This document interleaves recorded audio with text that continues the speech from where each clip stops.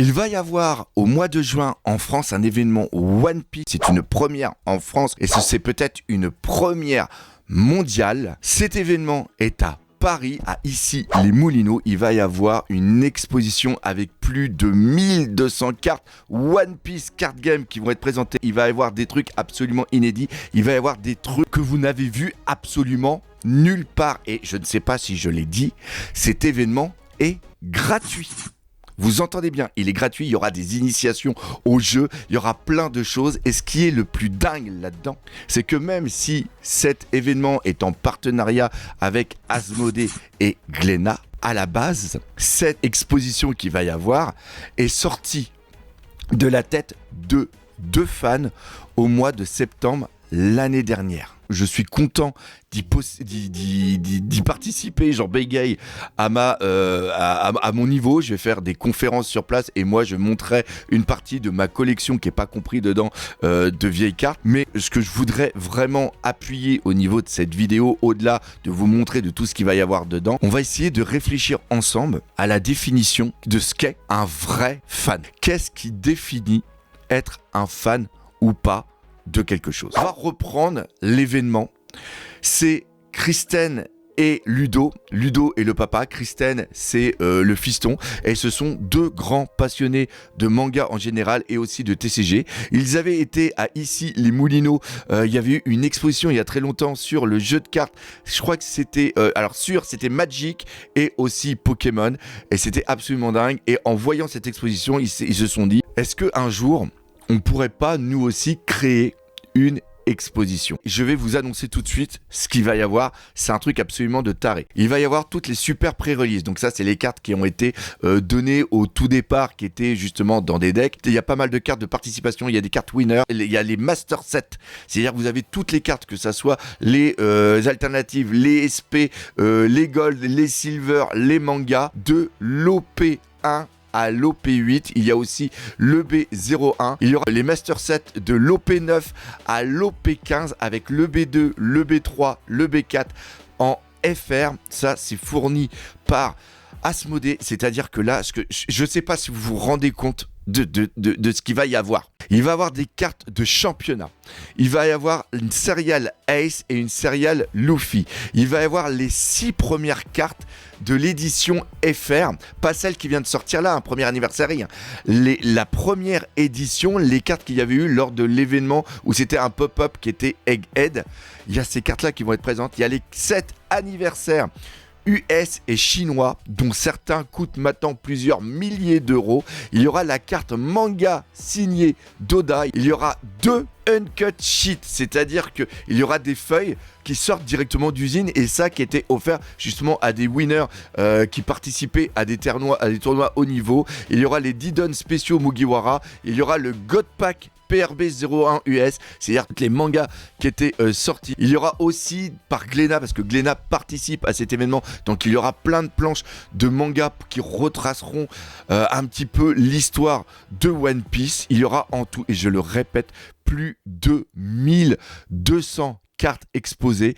Je pense que c'est la première fois qu'on va avoir des cartes et des éléments autant recherchés à un même et unique endroit. Si vous êtes fan de TCG, si vous êtes fan de TCG, pas que de One Piece, si vous êtes fan de TCG en général, venez à cet événement.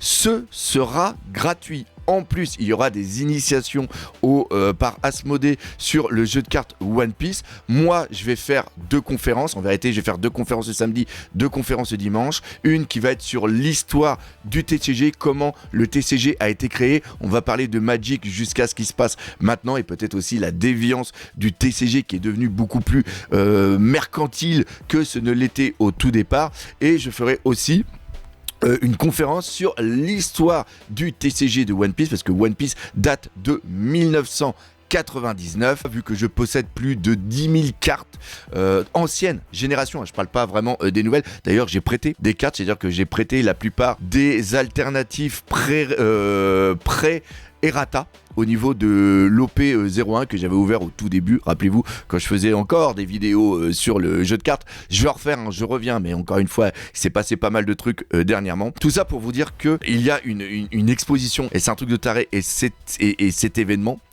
a été créé à la base et chapeauté en très très grande partie, parce que je participe aussi à ça en interne, par 2 fans qui sont Kristen, le fils qui a eu l'idée, et le papa qui est Ludovic. Et ce sont 2 fans qui ne comptent pas les heures et les heures qu'ils mettent dedans. Et à partir de là, on va essayer de définir ce que c'est un petit peu comme ce que ferait, pour ceux qui ont la ref, les inconnus, le bon chasseur et le mauvais chasseur.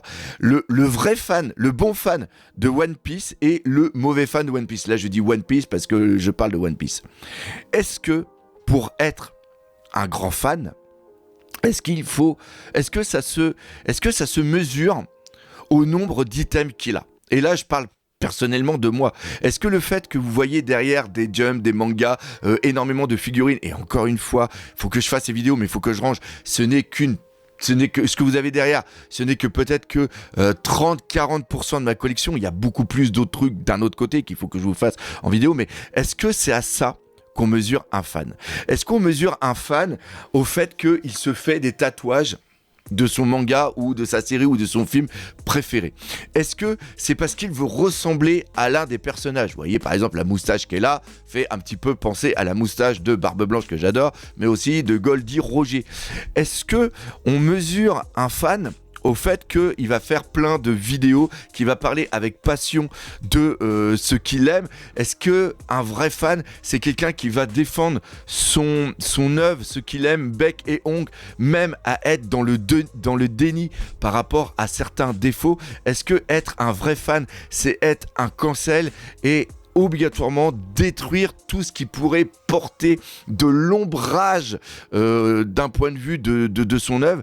Est-ce que être un grand fan, c'est être dans le déni de vivre avec une hype passée par rapport à un manga, par rapport à un film qui a certes marqué son esprit, mais que maintenant, depuis longtemps, il y a des choses qui font beaucoup mieux que? Est-ce que être un fan, est-ce que c'est être une personne totalement toxique, mais avoir énormément de pognon et créer une sorte de bulle spéculative pour pouvoir se faire encore plus avec une bande de copains des millions et des millions de dollars? Et pour ceux qui ne le sauraient pas, là je suis en train de parler de qui? Je suis en train de parler de Logan Paul.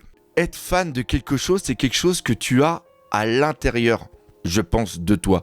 Et il y a des personnes qui vont avoir aucun document, qui vont avoir aucun manga, qui vont avoir rien du tout, mais qui vont avoir quand même cette passion à l'intérieur d'eux, qui fait que ils vont avoir un amour de parler et de partager ce qu'ils font ou ce qu'ils ont, ce qu'ils ressentent sur One Piece. Contrairement à d'autres qui vont avoir une multitude d'objets, mais qui vont seulement avoir ça pour montrer qui a la plus grosse. Et c'est peut-être ça la différence entre un bon et un mauvais collectionneur.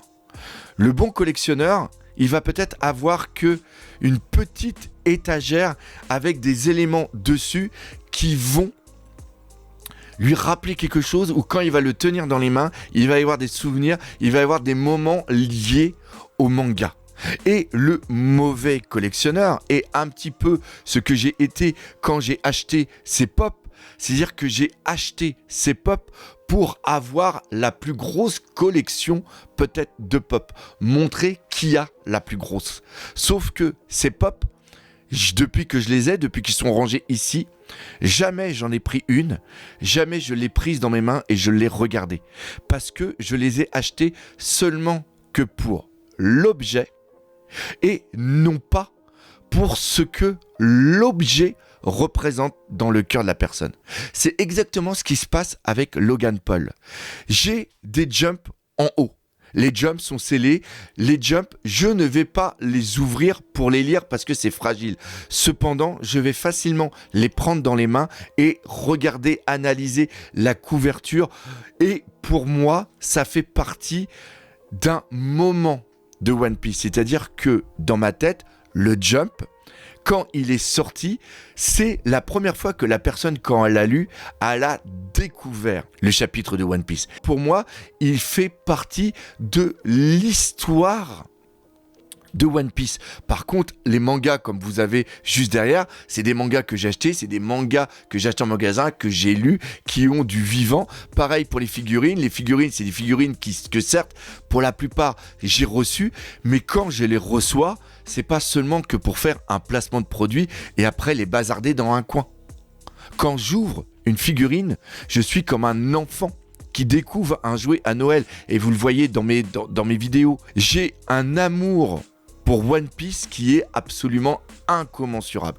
Être un collectionneur, c'est avoir un amour et avoir un objet qui va te raconter une histoire, mais non pas avoir seulement un objet que pour se dire « Ok, c'est moi qui l'ai et ce n'est pas quelqu'un d'autre ». Mais ce que je veux dire, c'est que vous, dans les commentaires, dites-moi ce que c'est être un fan pour vous. Je remercie encore Ludovic et Kristen et tous les fans qui ont autour parce qu'ils ne sont pas tout seuls. On est à peu près 13 à avoir travaillé sur cet énorme projet. Ce sera le 6 et 7 juin à Issy-les-Moulineaux au musée de la carte à Paris.